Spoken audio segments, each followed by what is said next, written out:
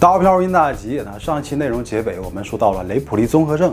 作为反社会人格障碍的一种呢，这个雷普利综合症有让患者提升犯罪的几率，因为一个谎言呢需要更多的谎言去覆盖，那最终就很容易走向极端。那今天故事里的主人公也体现出了雷普利综合症的特性，给自己打造了一个学霸和富二代的人设，并为此付出了惨痛代价，也成为了法制栏目今日说法唯一的返场嘉宾。2020年初，疫情肆虐，春节假期一过，南京一家企业就决定做慈善来支援湖北却发现了大问题，公司账户里的1900多万资金几乎全都没了，那仅剩下几百元。公司账户安全等级向来很高因为转账必须用银行的优盾，而且优盾有3个，分别由3个人保管，密码也在3人手中。可能接触到3个银行优盾的人呢，只有财务总监。但财务总监去英国休假，应该没有作案时间。而且春节期间呢，企业董事长和他有过联系，还让他提交过年度工作计划。那计划写得很详实专业，所以即便事发后呢，财务总监失联，董事长也认为他是在休假加上这个时差问题，暂时联系不上而已，问题不大。可1900万元的巨款事关企业存亡，选择了报警。那警方首先就认定是内部人员作案。那银行方面说巨款已经被转走转账发生在报案半个月前的除夕，2020年1月24日。那调取监控发现，除夕那天下午公司里果然出现了一个熟悉的身影，正是财务总监索南。那当天下午2点50左右，他一人来到公司，在公司待了1个小时左右。当时值班保安也感觉很奇怪问他，这春节了你不回家呀？对方说还有点工作没有处理完，因为是公司的高管彼此也都熟悉，加上索南的热情并没有引起保安大哥的怀疑。他进入办公楼之后却做了一个奇怪的举动，直奔监控室，把监控全部关闭，然后在办公室里待了1个小时才离开。那警方发现他办公室里的日常办公用品全部消失不见，很显然他仔细打扫过的工作8个月没留下任何个人痕迹。那由此财务总监索南成为了嫌疑人。对于这件事就同为打工人的同事们都难以置信，说索南和他母亲住在南京新街口的豪宅，标准的富二代此外，他刚进公司3个月就从普通职员升为财务总监，职场得意，前途一片光明，就没必要偷公司的钱了。而且他的个人信息全都在公司，很好查询。可警方调取了索南的信息之后，发现照片上的人根本就不是这家企业的财务总监，真正的索南一直在青海工作，从来就没到过南京。也就是说这位财务总监是盗取了索南的身份信息，贴上自己照片，用假身份办理入职，给企业提供的中国人民大学硕士学位证书也是伪造的。那警察很快找到了他的住处发现根本就不是新街口也不是什么豪宅，而是个40平米的出租房。同样日常生活用的拖鞋毛巾牙刷都没了，嫌疑人连1个指纹、1根毛发都没留下来，这根本就不符合一般人的生活习惯。而且租房子用的也是虚假身份，那嫌疑人的反侦查能力特别强，必然是有作案的经验，那所以很有可能有犯罪前科。那果然在缜密的罪犯也会有疏漏很快警方就找到了关键线索。嫌疑人曾帮同事修理过一把椅子，也就是这把椅子上警方提取到了一枚完整的指纹。通过指纹在数据库中比对果然符合一名被处理过的罪犯，来自湖北黄冈的詹恩贵。那经过报案企业的确认，就是他，那同事们眼中的高富帅、高智商的财务总监。詹贵1980年出生，时年40岁。2006年的时候在上海工作，但因为出身农村，总是感觉被别人瞧不起所以为了抬高自己的形象，说自己是富二代学霸。可说谎的日子过得很煎熬，也很狼狈，因为自己根本就没有相匹配的条件。那他感觉到为了一夜暴富，自己的素质还有待降低。那有一天他发现同事携带了60万元现金，然后他的恶念觉醒，把钱偷走了后被判刑5年。那服刑3年出狱，可他依然没有接受教训2年后的2011年就再次犯案，并且那次落网后呢，张恩贵还接受过媒体的采访。根据央视2013年今日说法播出的一档叫《追捕隐形人》的报道，张恩贵通过网络投简历，应聘到四川某公司项目部做出纳，自称刚从云南财经大学毕业，是个富二代。但只在公司干了4个多月。2011年9月5日，他通过模仿领导签字、盗取会计财务章的手段，把公司账户上的700多万公款转移到10个私人账户，再到重庆全部提现，然后不知所踪。那银行的监控拍摄下了张恩贵取钱的过程。潜逃期间呢，张恩贵又利用多重虚假身份四处躲藏，十分狡猾，几乎让自己达到了隐形的状态。四川警方辗转多个省市，最终在2013年耗时1年半，才在山东青岛把他抓获。那被捕后，他说自己是浙江大学毕业啊，可调查后发现浙大根本就没有这个人。欠别人钱，欠多少钱？欠了几十万。几十万你借那个钱干嘛用？赌钱。浙江大学到底是怎么？啊，我文盲，好吧。你警方去学校查了，没有你这个人。我文盲。那张恩贵连自己的老父亲都骗，说自己考上了清华大学。那老父亲年岁已高啊，有点糊涂，也信任自己的儿子啊，只知道他考上清华之后就没回过家。那家里的积蓄也都用来给他付学费，只换来一个印有清华大学字样的水杯。他在外面做什么工作啊，做个什么事情一概不知。而村委会主任表示，他能骗得了父母啊，但骗不过别人。张恩贵真实的学历其实只是初中毕业。那被四川警方逮捕之后呢，母亲因为经受不住打击病逝。那次他被判刑7年，服刑5年，提前释放。就这样一个说谎成性、前科累累的罪犯，都已经被曝光在法制节目中，却又为何被南京的企业重用呢？2019年，这家南京的企业需要招聘一位财务，一名叫索南的求职者，也就是张恩贵，通过网站投递了简历。那中国人民大学本科、硕士连读的会计学专业啊，得到了企业注意。董事长对这位求职者非常重视啊，还亲自面试。他的个人简历必然是隐瞒了服刑8年的经历啊，说自己此前在一家国企待了8年多啊，在央企呢也有一些资源。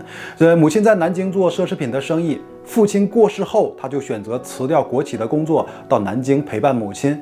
那董事长听到后，感觉这人既有工作能力，性格稳重，不轻易跳槽。那作为富二代呢，又见过世面，还是一个大孝子。无论是能力、职业素养还是人品呢，都打动了他。那2个小时的面试，发现专业能力确实很全面，明显比一般的财务人员呢高出一个等级。那很快便通过面试，给他月薪2万元。办理入职。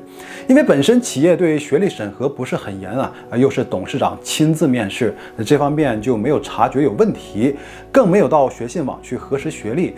即便是现在照片呢看起来怪怪的啊，他还说自己呢有注册会计师证，但暂时不能拿到公司，因为一些原因呢还需要压在原单位1年，所以社保也暂时不用交啊。领导就同意了，他也躲过了社会保障部门的身份审查。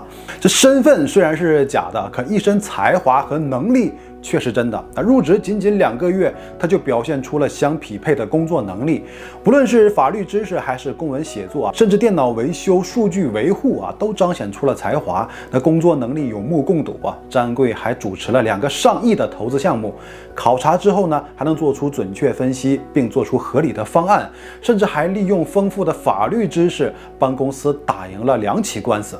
简直就是天选打工人啊！领导很器重，甚至在多个场合夸他代表着公司的未来。同事也很欣赏，认为他是一个为人谦和的高富帅。入职3个月，他就胜任财务总监，年薪36万。后来张恩贵对公司财务制度提出整改方案这个企业之前是2级复核，一个出纳加一个复核，他建议2级变3级，很快被领导认可啊。这个3级审批的第3级就是财务总监，也就是他自己啊。这么做他就可以掌握公司账户的资金动向，可因为超强的工作能力和人格魅力啊，就没人怀疑过。领导也没想到啊，公司的未来几乎断送在公司的未来手上啊。他们看过7年前播出的《今日说法》之后，悔不当初，而且得知张恩贵的人性之后，顿时心凉半截。因为这人很狡猾啊，抓捕非常困难，而且当年在四川狂卷700万跑路之后呢，自己高富帅的人设终于可以立住了啊！那潜逃过程中，他也以富二代的身份交往了多名女友，然后不断挥霍赃款来填补自己的虚荣，总共花掉300多万，给企业造成重大损失。而南京这家企业报案距离作案呢，已经过去16天，1900万最后还能剩下多少？没人敢保证啊！警方也加快调查。通过查询银行转账记录和视频呢，发现张恩贵把这笔钱分几次转到了几个皮包公司的账户，而且雇了2个人专门帮忙取款啊。他们碰头的地点在深圳，见面以后呢，张恩贵把银行卡给他们自己去取款，1900万全部取出之后，张恩贵再次消失。皮包公司呢是用雇佣2人的身份信息注册的啊，那很快就抓到这2人，才发现呢都是在校大学生。张恩贵通过给2万元好处费呢联系了他们，借用他们的信息注册公司，作案后又让2人取钱，事后又给了2人9万元现金。那关于张恩贵的其他信息呢？这2个涉世不深的工具人完全不知道。张恩贵马不停蹄前往深圳罗湖口岸，把一部分现金换成了港币和美元。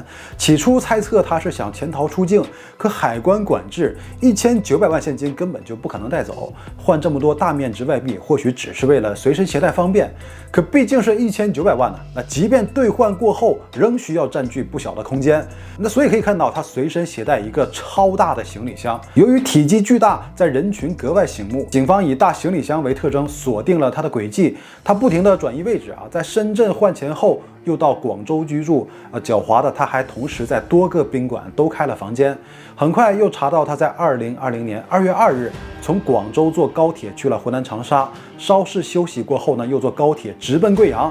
2020年2月18日，警方赶赴贵阳调取监控资料后，黑色的大行李箱再次出现，也摸清了他的动线，锁定他所住的一栋居民楼。因为还不清楚具体楼层和住处，所以警方就在楼下蹲守。在贵阳呢，张恩贵深居浅出，几天都没有下楼，直到3天后的2月21日，一个熟悉的身影出现了他经过了乔装打扮，还戴了假发套。可还是被一眼识破，现场进行了抓捕。比起2013年，这次仅10几天，南京警方就破案，人赃俱获。由于刑侦科技的不断发展呢，隐形的罪犯再也无所遁形了。此后，警方最关心的莫过于1900万被挥霍多少啊？那毕竟距离案发已经过去了20多天，巨大的行李箱一打开，满满的都是钱。这6名警员在出租房里用了4个小时进行清点，那发现1900万赃款不仅1分没少。甚至因为利率的浮动这个把美元和港币进行换算一下，发现还涨了很多。2020年2月26日，警方举行了赃款返还仪式，1900万巨款完毕归赵。那这次被南京警方抓获之后呢，张恩贵还说自己是浙江大学毕业的。高考考了多少分啊？680多分。那你高考的作文是吗？这份语啊？作文我忘了。那警方知道这又是在说谎他根本就没上过大学。张恩贵也终于透露了自己伪造学历的真实动机，表面上是为了求职顺利，那其实他内心有一种扭曲的执念伪造身份，假装高富帅觊觎企业的巨额财产，只因曾在打工期间感觉被人瞧不起，自尊心受挫，铤而走险，就是为了在所谓的朋友和外人面前扬眉吐气。但从他进入社会以来，几乎都是在监狱里度过那作为服刑人员，怎么练就出了一身才华和工作能力？那备受企业认可的专业能力又是从哪儿来的呢？第一次出狱重返社会之后，他曾找到过一份工作，并将工资收入的1/3用来交学费，读了注册会计师的考前培训班，也学习了财务和法律相关知识。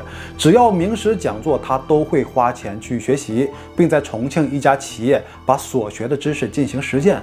第一次在四川盗取公款被判5年的服刑期间，只有一个爱好，那就是看书，每天都学习和钻研业务相关的知识，企业管理类相关的书籍也会看。那超强的学习能力让他在狱中自学成才。2018年10月出狱之后呢，他没有联系家人，直接到了南京投奔一个朋友。那结果朋友电话都不接了。为了生存，他干起了倒卖个人信息的勾当。偶然间就发现一个叫索南的和自己长得有几分相像。考虑到自己真实身份呢有案底，很难找到工作，所以选择盗用索南的身份 PS 伪造了硕士毕业证书去求职。那多家企业都对他感兴趣，面试都顺利通过。但都在最后审核阶段被识破啊！可不断坚持之下，终于还是找到了高薪工作。为了应付背景调查，还花钱雇人扮演自己的母亲和前公司领导，成功骗过了人力部门的电话查询。虽然极力表现很快得到企业认可啊，成为重点培养对象，拥有高薪水和大好前程，可他自知必然好景不长，所有光环背后都隐藏着巨大隐患。那履历经不起审查，职场上越是得到重用，就越患得患失。但谨小慎微的活着，靠工资更是无法满足他的内心，依然渴望暴富。终日沉迷网络赌博，结果薪水都打了水漂。他回想起自己曾经挥霍几百万那种豪迈和纸醉金迷，莫不如就在被发现之前卷钱跑路。由此决定呢，故技重施，制定了盗取公司资金的计划。那所有前期的准备做好之后呢，张安贵向公司提出把财务审批制度从2级变成3级，看似为了公司利益，实际是为了自己的计划打开方便之门。3级审批制度通过之后呢，公司的资金流动情况都展现在张安贵的面前。他复合的流动资金动辄几百万，甚至上千万。那账目上的巨额财富更是一点点侵蚀着他的内心。然而他并没有冒进啊，持续保持伪装，继续等待。其实他在职期间呢，也有一些可疑的迹象可循啊，可在当时人们都没有注意到。他为了在公司维护这个高富帅的人设，一直在腰间别着一把豪车的钥匙，但却并不开车。和别人解释呢，之前的车啊，在北京的违章比较多，这个分都快扣光了，所以这个阶段不敢开。这每天搭乘公共交通回南京新街口的豪宅，好巧不巧，那地方刚好和公司的办公室主任顺路，于是主任就自告奋勇每天接他上班。那张安贵也为了搞好关系，就搭起了主任的顺风车，每天早晨7点前都会出现在新街口地铁站附近等待。他非常的贴心，每天早晨都会给主任买一份早餐。那实际上他根本就不住在新街口啊，他搬过3次家，后来的住处距离公司只有3站地。但为了不引起别人怀疑，每天都是早起乘坐半小时的地铁，去往18公里远的新街口啊，等待同事开车接他啊，就这样舍近求远，日复一日，5个多月雷打不动。在工作期间，他很少参加集体活动，也从来不拍合影，因为出差啊、乘高铁、飞机和住宿都需要实名，所以他从来都是借故自己一个人走，或者是干脆找理由推掉。5个月的等待，机会终于来了。2020年春节前，公司收回了一笔货款，账户上一下就有了2000万现金。张安贵感觉是时候了。要打开公司网银呢，需要3个优盾密码啊，另外2个财务的优盾密码，他利用工作便利啊，早就偷看到了。就这样，2020年的除夕，趁公司放假，他潜回到财务室，对电脑动了手脚。第2天一早就到广东转账取现，直至被捉拿归案。2020年12月21日，南京市中级人民法院一审判决张恩贵犯盗窃罪，判处有期徒刑15年，并处罚金80万元。这张安贵有极强的学习能力和极强的自我管理意识啊，但偏偏无法控制住自己的虚荣与贪婪，而付出代价。他是真的走错了路啊，也让人不禁感慨啊。从中学毕业后呢，他一直在社会游荡，甚至从未关心过家里的父母，也没有认真对待过一段感情。那心心念念都是自己一夜暴富的美梦，结果把人生变成如此荒谬啊！对我最喜欢的一部电影啊，《荒野生存》里有一句台词 ：“Happiness only real when shared。”啊，只有分享才是真正的幸福。当你得到想要的一切啊，当你活成了自己想要成为的样子啊，如果无法把这些分享给自己最爱的人，那么一切都没有意义啊！隐秘的角落里也有一句话：我还有机会吗？对于3进宫的张安贵和每一个心存不实幻想的人来说，其实机会一直掌握在自己手中，也有的选择。如果无法负担自己的行为所造成的代价，如果不想被自己的一时冲动所反噬，就别让眼前的迷雾蒙蔽了内心，动摇自己的良知，心存敬畏，做守法公民，干干净净的赚钱。以上就是本期的所有内容，到最后别忘了点赞支持大吉，我谢谢你了，拜拜。